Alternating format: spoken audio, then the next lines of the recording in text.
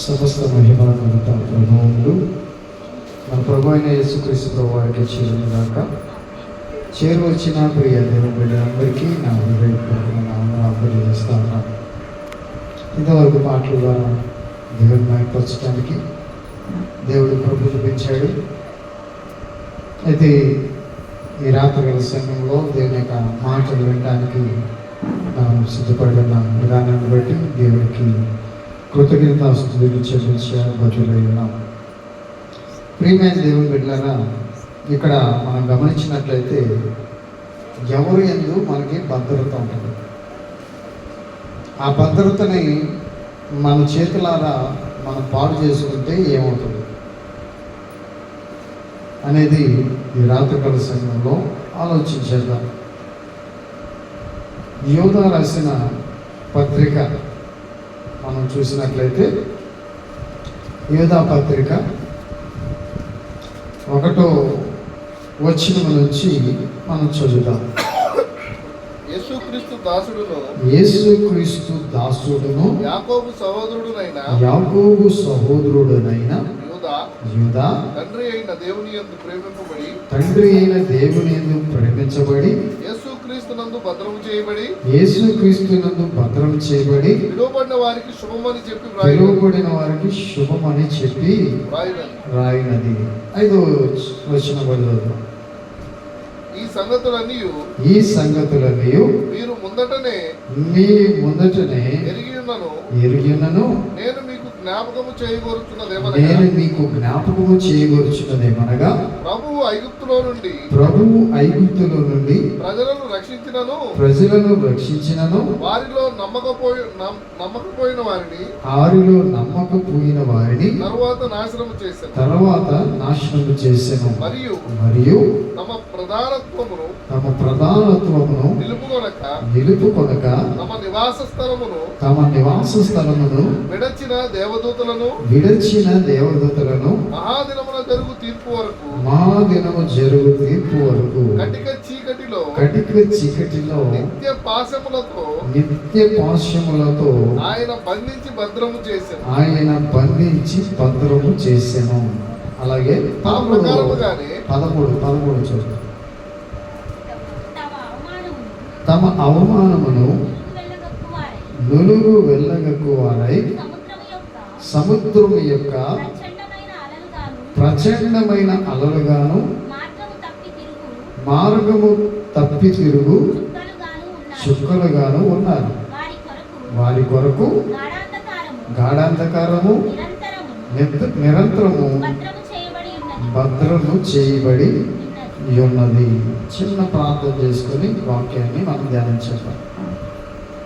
మహాపరిశుద్ధుడా, మా ఘనమైన తండ్రి, కృపగలిగిన దేవ, సర్వోన్నతుడా, సర్వశక్తిమంతుడా, నీ కృపగలిగిన నామానికి, దయగలిగిన నామానికి వందనాలు, స్తుతులు, స్తోత్రాలు ప్రభా. ఎంతవరకు మీరు మాకు తోడుగా ఉండి నిన్ను స్తుతించే భాగ్యాన్ని మీరు బిడలకి అనుగ్రహించినందుకు స్తోత్రాలు. స్తుతుల పైన ఆశీర్వాద నీకే స్తోత్రాలు ప్రభా. అయ్యా, వాక్యమైన తండ్రి నీకే స్తోత్రాలు. ఈ వాక్యం మీదైన వాక్యమే మీరైనారు. ఈ వాక్యం చేత మమ్మల్ని భద్రపరచమని, క్షేమాన్ని ఇవ్వాలని, ఈ వాక్యములోని అయా తండ్రి లోతులను మేము పరిశీలించి వాటిని విని గైకొని పాటించగలిగే హృదయాన్ని మాకు ఇవ్వండి. మీరే మాతో మాట్లాడండి ప్రభా. ఎవరుంటే మేము భద్రం చేయబడతామో, ఎవరుంటే మాకు క్షేమమో మీరు మాతో మాట్లాడండి తండ్రి. కృప చూపించి కనికరించి అర్థమయ్యే రీతిలో మీరు మాకు బోధించి మీరు మహిమ పొందమని యేసయ్య పరిశుద్ధమైన నామములో ప్రార్థించి వేడుకొనిచున్నాము తండ్రి, ఆమేన్. ఇక్కడ రాసుకున్న మాటలు మనం గమనించినట్లయితే ఈ పత్రిక యోధా రాసిన పత్రిక. ఎవరు? యాకోబు సహోదరుడైన యోధా. ఈ యోధా యాకోబు ఎవరు? యేసుక్రీస్తు స్వయాన సహోదరుడు. ఆ సహోదరులు ఏం చేస్తున్నారంటే ఈ పత్రికని యోధా రాస్తూ దీంట్లో ఈ మాటలలో చాలా గూఢార్థాన్ని చెబుతా ఉన్నాడు. ఎలాంటి అర్థాన్ని చెప్తున్నాడంటే, ఎవరిలో భద్రత, ఎవరిలో క్షేమం ఉంటుంది. ఆ క్షేమం ఉన్నప్పుడు ఆ క్షేమాన్ని విడిచిన ఇజ్రాయేలీల జీవితాన్ని జ్ఞాపకం చేస్తూ వారు దేవుడి పెడచెవిన పెట్టి దేవుడి యొక్క మాటను విననందువలన వారి జీవితము ఎక్కడికి దేవుడు తీసుకెళ్ళాడో, ఎలా వారు భద్రపరచబడ్డారో, దేనిలో భద్రపరచబడ్డారో రాస్తా ఉన్నారు. అలాగనే ఈ తరంలో మనం చూసినట్లయితే అక్కడ కొన్ని పోలికలు చూపిస్తా ఉన్నాడు. అక్కడ కయ్యూను, బిలాము, కోరాహు ముగ్గురు వ్యక్తుల్ని సూచిస్తూ కయ్యూన్ని నడిచిన మార్గం, బిలాము నడిచిన తప్పుడు త్రోవ, ఈ కోరాహు దేవుణ్ణి తిరస్కరించిన విధానం. అలా తిరస్కరించిన వారి జీవితంలో వాళ్ళు ఎట్లా ఉంటారంట, వాళ్ళు నురుగు కక్కుతా ఉన్నట్లు, సముద్ర అలల్లాగా ఎగసిపడుతున్నట్టు వారి జీవితాన్ని ప్రదర్శించి దేవుని మాటను వినకుండా చోటు ఇవ్వకుండా ఉన్న వారి జీవితము ఎలాంటి పరిస్థితుల్లో పడుతుందో ఇక్కడ రాస్తా ఉన్నాడు. ఇక్కడ 3 సందర్భాలు మనం చూస్తూ ఉన్నాం. భద్రం. ఈ రోజున చాలా జాగ్రత్తగా ఉండాలి ప్రియమైన బిడ్డలారా. మనం ఏ దినాలలో ఉన్నాం, ఎలాంటి పరిస్థితుల్లో ఉన్నామో ఈ చిన్న పత్రిక మనకి చాలా నేర్పిస్తూ ఉంటుంది. ఇక్కడ మొదటిగా మనం చూసినట్లయితే ఇక్కడ రాస్తున్నాడు, యూదా తండ్రి అయిన దేవుని యందు ప్రేమించబడి యేసు క్రీస్తునందు ఎక్కడ చేయబడ్డాడంట? ఎవరిలో భద్రం ఉంది? యేసు క్రీస్తు నందు భద్రము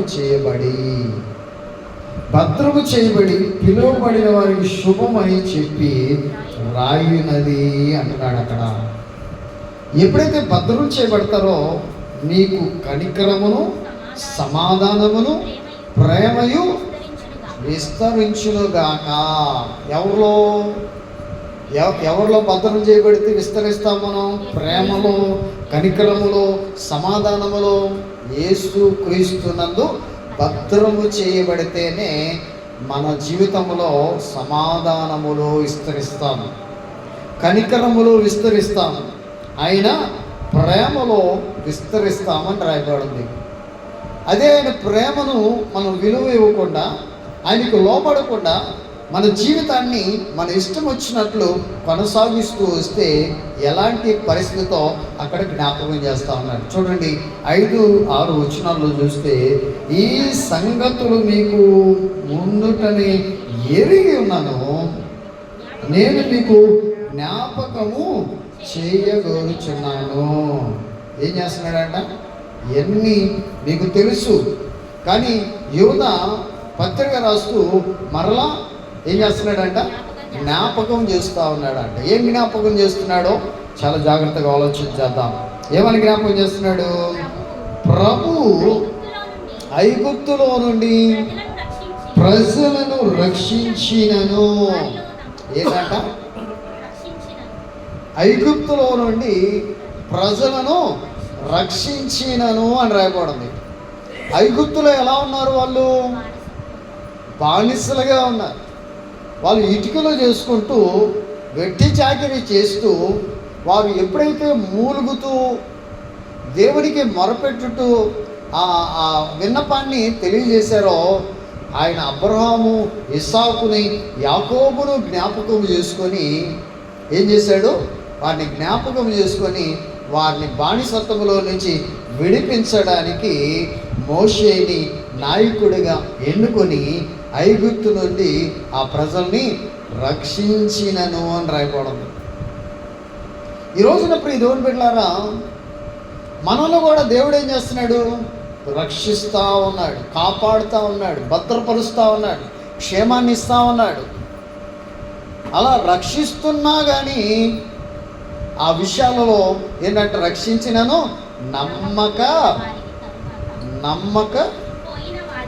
నమ్మకపోయిన వారిని ఏంటంట వాళ్ళు దేవుడు క్షేమాన్నిచ్చిన, భద్రపరిచిన వారికి సమాధానాన్ని, కనికరమును, ప్రేమను విస్తరింపజేస్తూ తన ప్రేమను ఆయన వెల్లడిపరుస్తున్నప్పటికీ కూడా వాళ్ళు ఏం చేశారంట?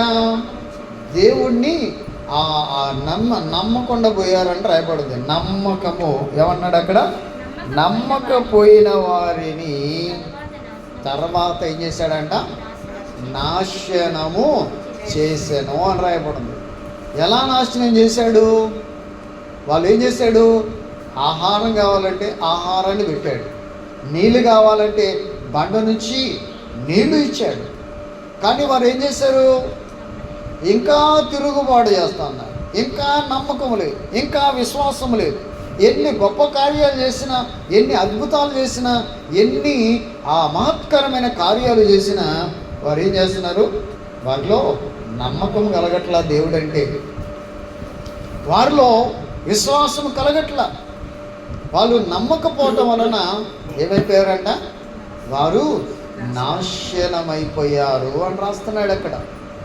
వారు అరణ్యములోనే చాలామంది కూలిపోయారు, పాలు తేనెలు ప్రవహించే దేశానికి వెళ్ళకుండా వెళ్ళారని అక్కడ రాస్తా ఉన్నాడు. ప్రియదేవుని బిడ్డలారా, నాశనము చేసెను. ఎందుకు నాశనం చేశాడు? మరియు తమ ప్రధానత్వమును నిలుపుకొనక తమ నివాస స్థలమును విడిచిన. ఇక్కడ ఏంటంట? వాళ్ళు ఎందుకు నాశనం అయిపోయారో అక్కడ రాస్తా ఉన్నాడు. ఎందుకు వారికి క్షేమము లేదో, ఎందుకు వారి జీవితంలో దేవుని యొక్క కనికరాన్ని, సమాధానాన్ని, ప్రేమను పొందుకోలేకపోయారో ఇక్కడ రాస్తా ఉన్నాడు. ఎందుకంట? చూడండి ప్రియదేవుని బిడ్డలారా, వాళ్ళు తమ ప్రధానత్వమును నిలుపుకొనక ఏం చేశాడు? ఆయన మంచి ప్రాముఖ్యతను, ప్రధానత్వాన్ని దేవుడు ఏం చేశాడు? వారి పట్ల చూపించాడు. తన ప్రేమను చూపిస్తూ ఉన్నాడు. అంటే ఎంతగా ప్రాముఖ్యతనిచ్చిన, ప్రాధాన్యతనిచ్చిన ఆ ప్రాధాన్యతను నిలుపుకోలేకపోయారు ఇశ్రాయేలు జనాంగం. ఈ రోజున మనం చూసినట్లయితే మన పిల్లలకి చెబుతూ ఉంటాం, వారిని ఏం చేస్తూ ఉంటాం? చదువుకోండిరా, చదువుకుంటే ఉన్నతమైన స్థానములోనికి వెళతారు, వారు మీరు ఆ ఉన్నతమైన శిఖరాలను అవరోధిస్తారు, మంచి స్థానములో ఉంటారు, చక్కగా బ్రతుకుతారు, మీకు జీవితంలో ఏదైనా దేవుడు చేస్తాడని తల్లిదండ్రులైన మనం మన పిల్లలకి చెబుతూ ఉన్నప్పుడు ఆ ప్రాముఖ్యతను వాళ్ళ కోసం ఏం చేస్తున్నారు? మంచి మంచి ఆహారాన్ని సిద్ధపరిచి వారిని చక్కగా వాళ్ళకి ఏం అవసరమో వాటిని అన్నిటినీ వారికి ఇచ్చినప్పుడు వారు ఏం చేశారు? మీరు చేసిన పనుల పైన వారు ప్రాధాన్యత ఇవ్వకుండా, మీ మాటని అలక్ష్యం చేస్తూ, లక్ష్యం ఉంచకుండా ఉన్నప్పుడు ఏమైంది? దాని పరిమాణం ఏమైంది? చదువుకోపోవటం వల్ల ఎవరు? తల్లిదండ్రులు నష్టపోతారా? చదువుకోపోవటం వల్ల పిల్లలు నష్టపోతారా? ఏమైపోతారు? ఇక్కడ రాసాడు ఈ మాట, వాళ్ళు నాశనం అయిపోయారు. కారణం ప్రధానత్వమును నిలుపుకోలా. దేవుడు వాళ్ళని రక్షించాడు, బయటికి తీసుకొచ్చాడు, క్షేమంగా ఉంచాడు. ఆహారం కావాలంటే ఆహారం పెట్టాడు, పూరేడు పెట్టెలు ఇచ్చాడు. వాళ్ళకి పగలు ఎట్లా మేఘస్తంభముగా, రాత్రి అగ్నిస్తంభముగా. పగలు ఏంటంట? వారు ఆ ఎండలో మాడిపోకుండా మేఘాన్ని ఉంచాడు, చలిలో వణికిపోకుండా అగ్నిస్తంభాన్ని వారి నుంచి వారిని నడిపిస్తూ ఉంటే ఆ ప్రధానత్వాన్ని ఏం చేశారంట?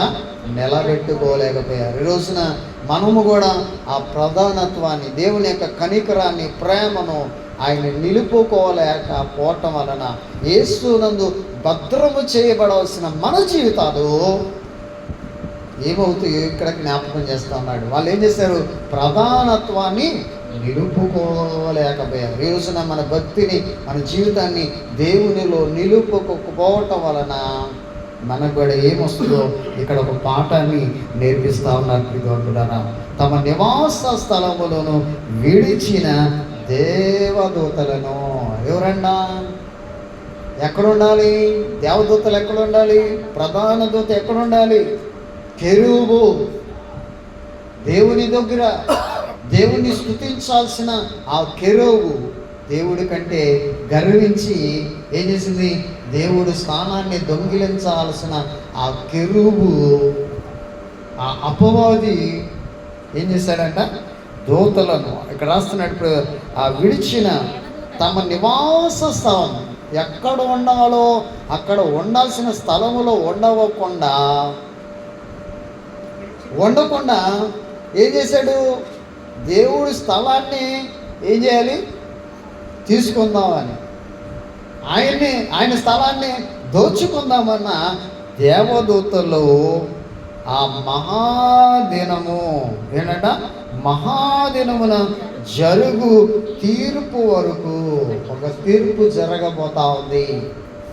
వీళ్ళు క్షేమంగా దేవునిలో భద్రము చేయబడిన వారు, క్షేమంగా ఉండాల్సింది పోయి సమాధానముతో, కనికరముతో, ప్రేమను విస్తరింపజేసుకోవాలి, దేవుల్లో విస్తరించుకోవాల్సిన వారి జీవితం ఏం జరిగింది? దేవుడు తన ప్రధానత్వాన్ని, దేవునిలో వారు ప్రధానత్వాన్ని నిలుపుకోకపోవటం వలన దేవుని యొక్క సన్నిధిని విడిచి ఆ దేవుని పైన ఎక్కువగా ఊహించుకుని ఉండటం వలన ఏం జరిగింది? మహాదినమున ఒక తీర్పు, జరుగు తీర్పు ఎక్కడ రాయబడిందంట? ఎక్కడిలోనికి నడిపిస్తుందంట? కటిక చీకటి. ఎక్కడిలోకి? చీకటిలోకి. ఎందుకంటే యేసుక్రీస్తు ప్రభువారు ఈ లోకానికి వచ్చింది ఎందుకు తెలుసా? మనల్ని భద్రపరచడానికి. ఆయన చీకటిలో ఉన్న ప్రజలని వెలుగులోనికి నడిపించడానికి ఆయన గలిలయ, దెక్కపోలి ఆ యొక్క ప్రాంతములో తిరిగి వారు దేవుణ్ణి ఎప్పుడైతే ఈ భూమి మీదకి వచ్చాడో వారు గొప్ప వెలుగు చూచిరి అని మత్తయి సువార్తలో రాయబడింది. మనం భద్రపరచబడితే మన జీవితంలో ఏముంటుంది? వెలుగు ఉంటుంది. యేసుక్రీస్తు వెలుగుగా ఉంటాడు, దేవుడుగా ఉంటాడు, మనకి ప్రభువుగా ఉంటాడు, మనకి సంరక్షకుడిగా ఉంటాడు. మనం ఆయనలో భద్రం చేయబడతాం. కానీ భద్రము చేయబడి రక్షించబడిన ప్రజలే, రక్షణ పొందిన ప్రజలే ఆ ప్రధానత్వాన్ని నిలుపుకోకపోవటం వలన, ఆ ప్రధానత్వాన్ని కాపాడుకోవటం వలన వాళ్ళు ఎక్కడికి వెళ్ళాల్సి వచ్చిందంట? కటిక చీకటి. ఇంకేమంటారు వస్తుంది అక్కడ? నిత్య పాతాళములో ఆయన బంధించి భద్రము చేశాను. ఎక్కడ బంధించాడంట వాళ్ళని? ఎక్కడ?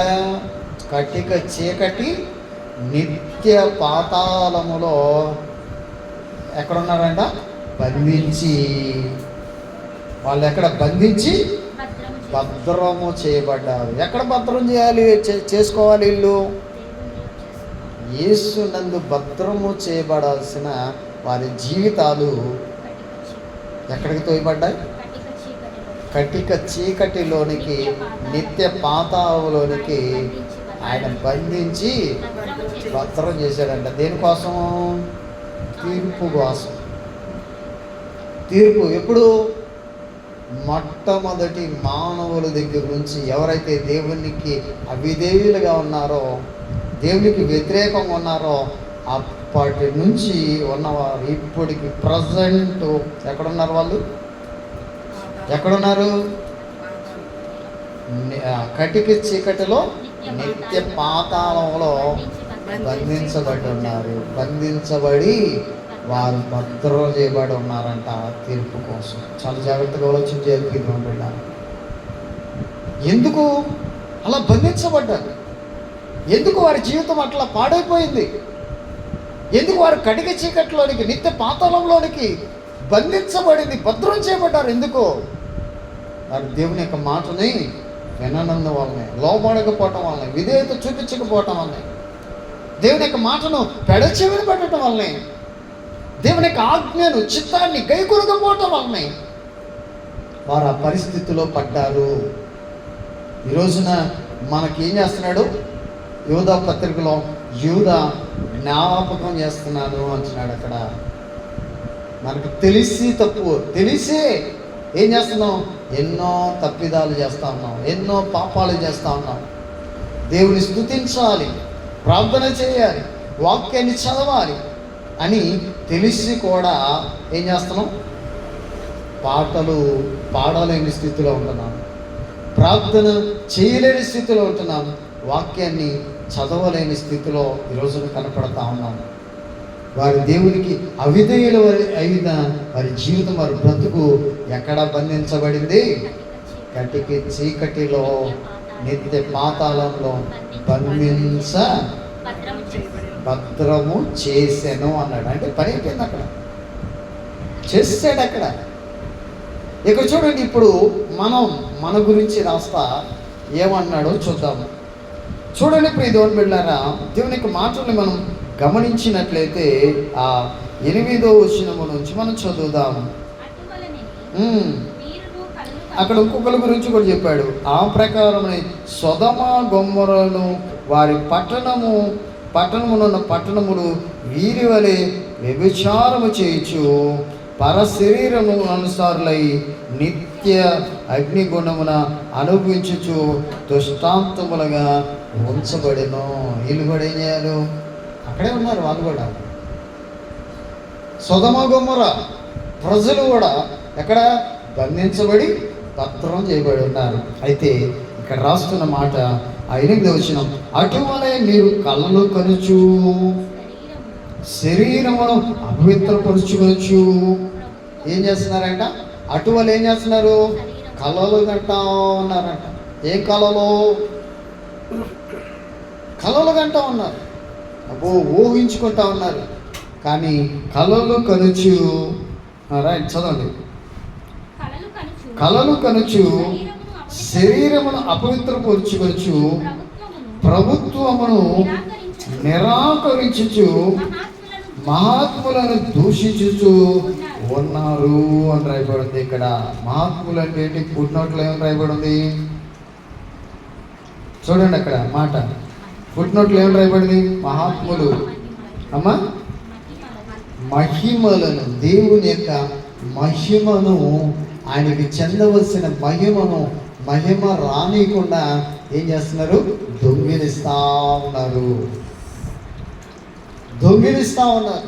ఇక్కడ రాస్తున్న మాట ప్రియ దేవుని బిడ్డలారా, చూడు ఇక్కడ 10వ వచనములో చూసినట్లయితే, వీరైతే తాము గ్రహింపని విషయముల గురించి దూషించు వారై వీరేక శూన్యములకు మృగముల వలె నేటిని స్వాభావికముగా ఎరుగుదురు, వాటి వలన తమ్మును తామును నాశనము చేసుకొంచున్నారు అని రాస్తూ ఉదాహరణ రాస్తా ఉన్నాడు. అయ్యో వారికి శ్రమ, వారు కయ్యూను నడిచిన మార్గమున నడిచిరి. ఏ మార్గాలు నడిచారట? కయ్యూను నడిచిన మార్గమున నడిచిరి. బహుమానము పొందవల్లని బిలాము నడిచిన తప్పు త్రోవలో ఆతృతగా పరిగెత్తిరి. కోరాహు చేసినట్లు తిరస్కారము చేసి నశించిరి అని రాయబడింది. ఇలాంటి వారి జీవితము ఎట్లా ఉంటుందంట? ఇప్పుడు కయ్యూని గురించి మనం ఆలోచన చేసినట్లయితే, దేవుడు కయ్యూని యొక్క అర్పణని తిరస్కరించినప్పుడు, తోసిపుచ్చినప్పుడు కయ్యూను ఎలా ప్రవర్తించాడో ఇక్కడ 13వ వచనములో రాస్తా ఉన్నాడు. అక్కడ తన అవమానము నురుగు వెళ్ళగక్కువారై, అవమానాన్ని బట్టి ఏం చేశాడు? నురుగులాగా కోపాన్ని వెళ్ళగెక్కాడు. ఈరోజు నువ్వు చూడండి ప్రియ దేవుని బిడ్డలారా, ఇప్పుడు మనకేదైనా అవమానం ఎదురైంది అనుకోండి, ఏదైనా అవమానాన్ని ఎదుర్కొంటే మనల్ని ఎవరైనా అవమానించారంటే ఏం చేస్తూ ఉంటాం? వాళ్ళు కనపడితే రొస్సలాడిపోతూ ఉంటాం. వాళ్ళ ముందు వాళ్ళు మన ముందు వెళ్తూ ఉంటే ఇన్ని ఏదైనా చెయ్యాలరా, ఇంకేమనుకుంటా ఉంటాం, దేవుడా ఒకవేళ మనకు నోరు లేదనుకో, దేవుడా వాడిని ఎట్టగానే శిక్షించిన ఆయన అంటూ ఉంటాం. అట్లాంటి స్వభావం కయ్యూనుది. ఏం చేశాడు? చేయగలిగాడు కాబట్టి నురుగుగక్కుతున్నాడు. నురుగుగకి తన తమ్ముడైన హేబేలుని చంపేసినట్లు మనం చూస్తూ ఉన్నాం.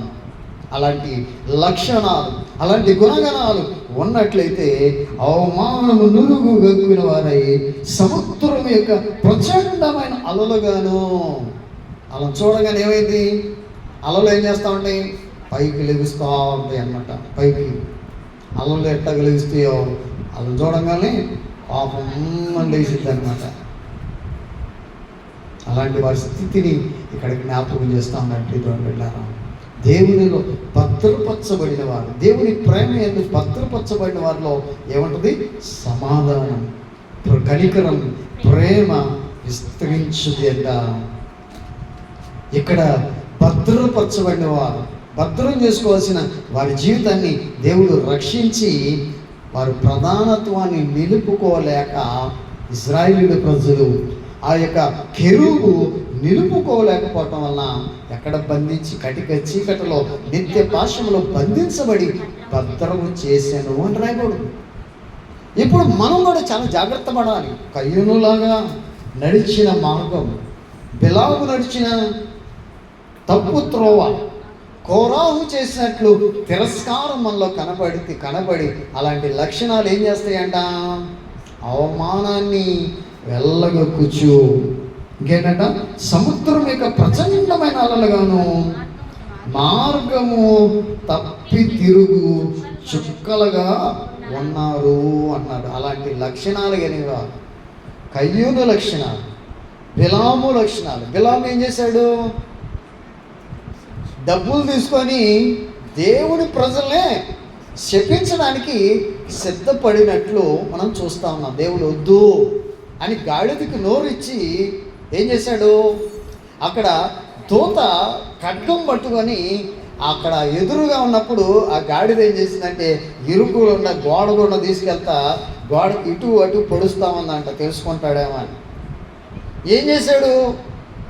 ఆ గాడిదని ఏం చేశాడంటే, ఏంటి నన్ను అటు ఇటు వేస్తావని కర్ర తీసుకుని ఒకడు పట్టంగానే గాడికి నోరు వచ్చేసింది. ఒరే గాడిద, ఎదురు దేవత వస్తున్నాడు, నేను కానీ అటు ఇటు నిన్ను పొడవకపోతే నిన్ను ఏం చేస్తాడు? ఖడ్గంతో సంహరించబడతావు అని గాడిదకు నోరిచ్చాడు. ఎందుకు ఈ రోజున కూడా మనం లోక సంబంధమైన ఆశల వైపు, కోరికల వైపు, వాటి వైపు తిరిగి ఈ రోజున ఆ దేవునికి ప్రాధాన్యత, దేవునికి ముఖ్యమైన స్థానము ఇవ్వాల్సింది పోయి ఏదేదో వాటికి స్థానాన్ని ఇచ్చి ముఖ్యమైన ప్రాధాన్యతనిచ్చి మనం ఏం చేసుకుంటున్నాం తెలుసా? బిలాము నడిచిన ఏ త్రోవ అంటది? తప్పు త్రోవ, తప్పు మార్గం.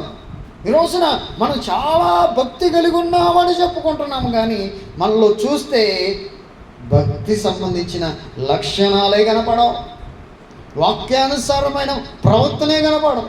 ఇప్పుడు వింటామే కానీ దాన్ని ప్రకారం మనం గైకొనే స్థితి మనలో కనపడట్లేదు. ప్రియదేవుని బిడ్డలారా, ఈరోజు చూసినట్లయితే ఎందుకంటే వ్యర్థమైన పారంపర్య ఆచారాలకి మనము ప్రాముఖ్యతనిస్తాము తప్ప దేవుని యొక్క వాక్యానికి ప్రాధాన్యతనిచ్చే ఆ లక్షణాలు మనలో కనపడట్లేదు. ఈరోజున దేవునికి ప్రాధాన్యత ఇవ్వకపోయిన ఇశ్రాయేలుని బట్టి ప్రధానత్వాన్ని నిలుపుకోకుండా ఉన్న కెరూబుని ఏం చేశాడు? అక్కడ ప్రజెంట్ అక్కడ బంధించాడు, భద్రం చేశాడు. రేపు మనం అలాంటి పరిస్థితుల్లోకి వెళ్ళకుండా ఉండాలంటే కయ్యూను లక్షణాలు మనలో ఉండకూడదు, బిలాము యొక్క తప్పు త్రోవ ఉండకూడదు, కోరాహులాగా తిరస్కారం చేయకూడదు. ఏం చేశాడు? మోషే అహరోనుల్ని ఏం చేశాడు? మీతోనే మాట్లాడతాడా దేవుడు, మాతో కూడా మాట్లాడతాడు అన్నాడు. అని ఏం చేశాడు? వాడు చెప్పిన దేవుడి దగ్గర నుంచి చెప్పిన మాటల్ని తిరస్కరించటం వలన భూమి నెర్రి విడిచింది. ఉన్న పరంగానే ఏమైపోయాడు? పాతాళంలోనికి. ఆయన్ని అనుసరించిన వారు కూడా ఏమైపోయారు? నోరు తెరంగానే పాతాళంలోనికి వాళ్ళు వెళ్ళిపోయినట్టు మనం చూస్తూ ఉన్నాం. ప్రియ దేవుని బిడ్డలారా, అలాంటి వారి జీవితం ఎట్లా ఉంటుందంట? అవమానాన్ని నొరగగొక్కుతూ ఉంటారు. సముద్ర తరంగాల వలె ఏం చేస్తారంట? అలలుగాను మార్గము తప్పి తిరుగు చుక్కలుగా ఉంటారంట. చుక్కలు ఏం చేస్తూ ఉంటాయి? అవి ఎటు పడితే అటు తిరుగుతూ ఉంటాయంట. మార్గం తప్పి తిరుగుతూ ఉన్న చుక్కల వలె ఉన్నారు. వాళ్ళ కోసం ఏం చేయబడిందంట? వారి కోసం ఏం చేయబడిందంట? గాఢాంధకారము నిరంతరము భద్రము చేయబడి ఉన్నది అంటే ఇంకా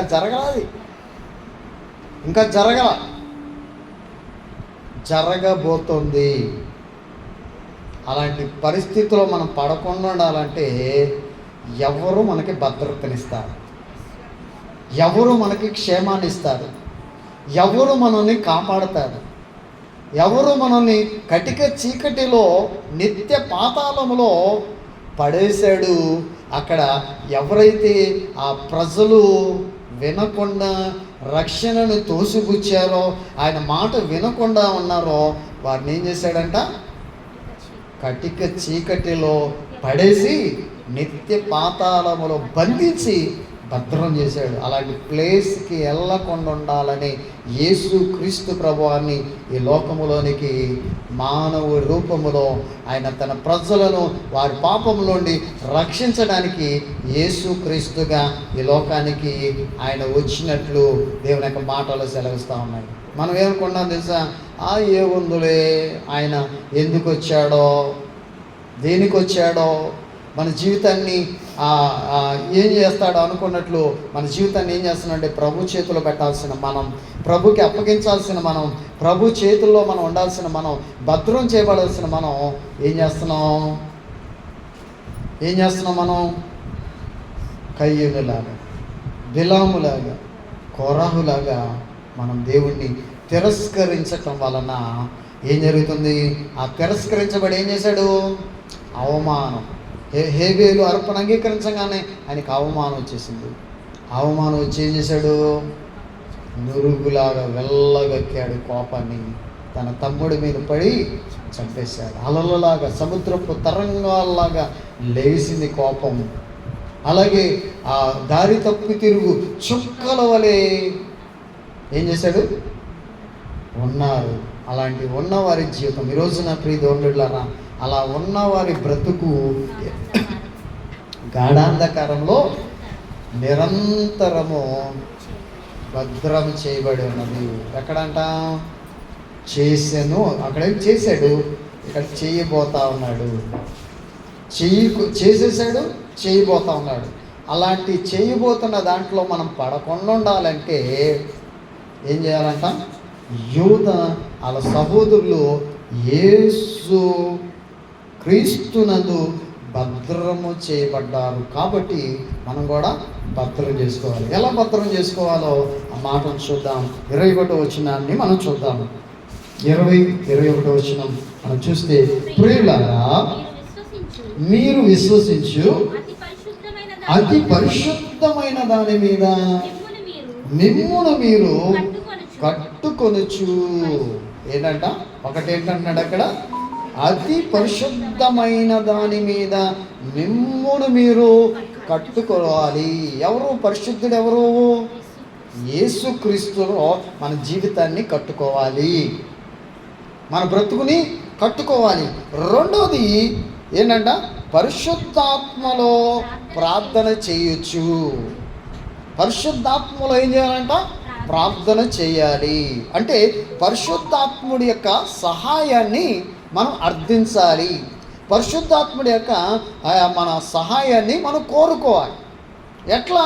ఈరోజు మనం చూసినట్లయితే మనం అనుకోవచ్చు, నేను చాలా బాగా ప్రార్థన చేస్తానండి, నా అంత ప్రార్థన పరుడు లేదు, నేను ప్రార్థన చేస్తే దేవుడు చెయ్యందంటూ ఏది లేదు అని అలాంటి మనస్తత్వం మనం కలిగి ఉంటాం. కానీ మనం ప్రార్థన చేస్తాం కానీ ఏమి అవ్వదు.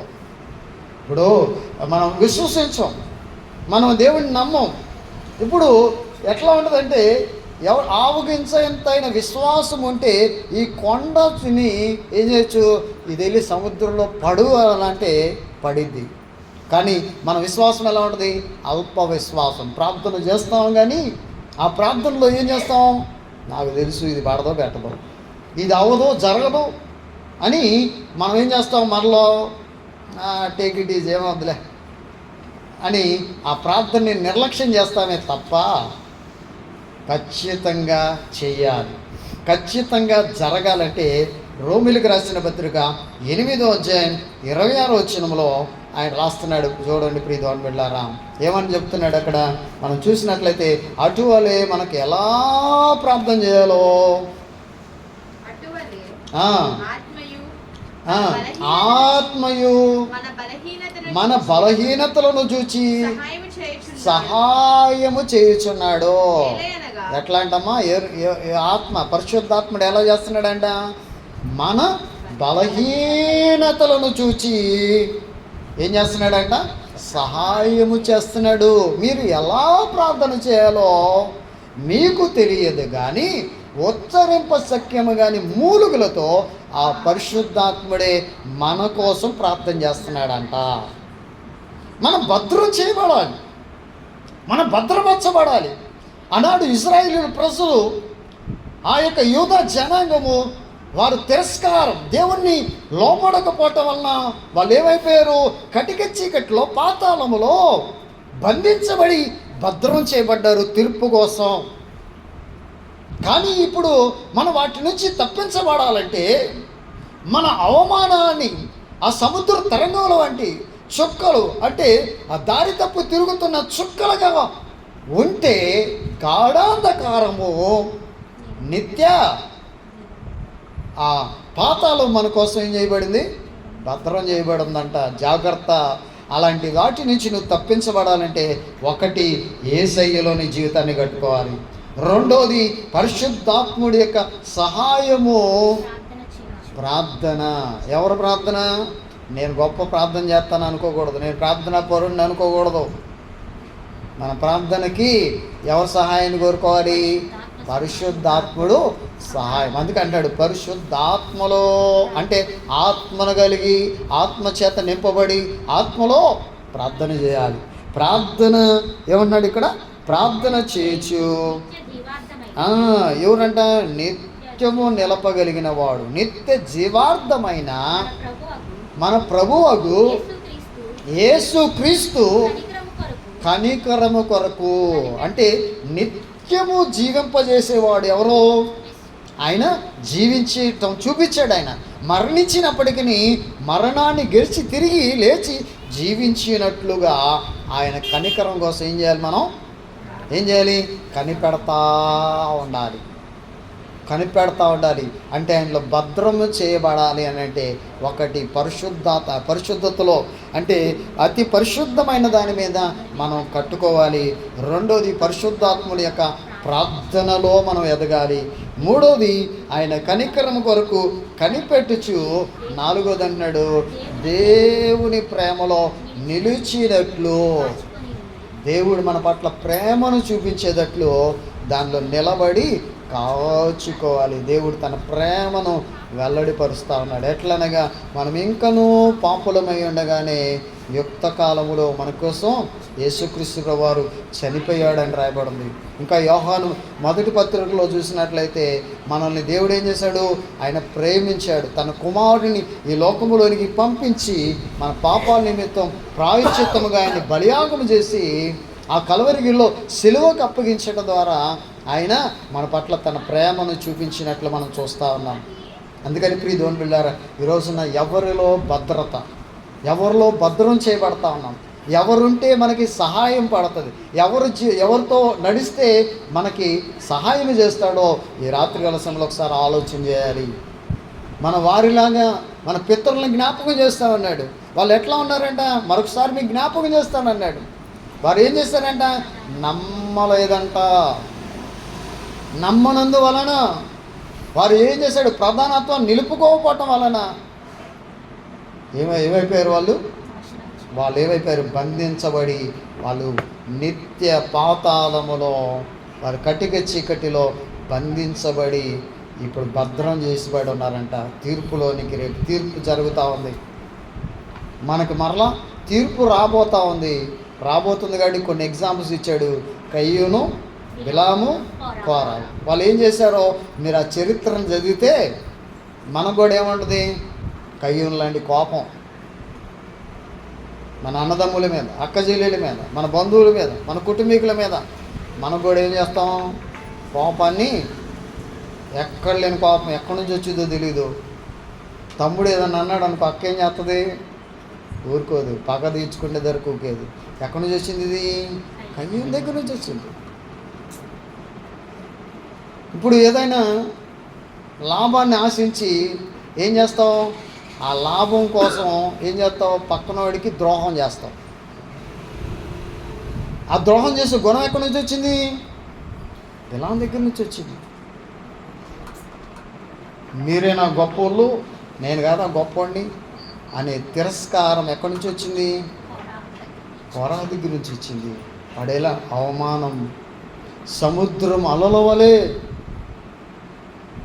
దారి తప్పి తిరుగు చుక్కల వలె ఉన్న అలాంటి బ్రతుకులు వారి కోసం ఏం కాచబడిందంట? గాఢాంధకారము నిరంతరము భద్రం చేయబడి ఉన్నది. జాగ్రత్త. వాటి నుంచి మనం యేసులో భద్రం చేయబడాలంటే ఏం చేయాలి? అతి పరిశుద్ధమైన దాని మీద మనల్ని కట్టుకోవాలి. పరిశుద్ధాత్ముని యొక్క సహాయంలో ప్రార్థనలో ఎదగాలి. యేసుక్రీస్తు యొక్క కనికరం కోసం కనిపెట్టాలి. యేసు ప్రేమలో నిలిచి ఉండాలని దేవుని యొక్క వాక్యం సెలవిస్తూ ఉంది. ఆ రీతిగా దేవుడు నిలబెట్టాలని అంటే తలలోంచండి, ప్రార్థన చేద్దాం. తలలోంచండి ప్రియదేవుని బిడ్డలారా. ఎందుకంటే ఈ రోజున మనం ఆ దేవుని సన్నిధిలో మనం భద్రం చేయబడాలి. ఇక రాస్తున్నాడు, దేవుని యందు ప్రేమింపబడి యేసు క్రీస్తునందు భద్రము చేయబడి పిలువబడి వారికి శుభమని చెప్పు రాయమన్నది. మీరు కనికరమును, సమాధానమును, ప్రేమయు విస్తరించునుగాక అంటున్నాడు. ఆ రీతిగా విస్తరించాలంటే ప్రభువా మీరు ఇన్ని భద్రం, నీలోనే భద్రం. వారు నీ మాట వినకపోవటం వలన వారు ఏమైపోయారంటే బంధించబడి కటిక చీకటిలో, నిత్య పాతాళములో బంధించబడి భద్రం చేయబడ్డారంటారు. ఈ దినాల్లో నీ మాట వినకపోతే, నీ మాటని పెడచెవిని పెడితే, నీ మాటకి లోపడకపోతే గాఢాంధకారం నిరంతరము భద్రము చేసాను అంటాడు, చేస్తాడు అంటున్నాడు. అలాంటి స్థితిలో మనం పడకుండా ఉండాలంటే పరిశుద్ధమైన యేసు ప్రభుని కలిగి ఉండాలి. పరిశుద్ధాత్మ యొక్క సహాయాన్ని కోరుకుందాము. ఆయన కనికరం కోసం కనిపెడదాము. ఆయన ప్రేమలో నిలబడి ఆయన కాచుకొని ఉండేటట్టు మన జీవితాన్ని చూసుకుందాము. ప్రార్థించాలి.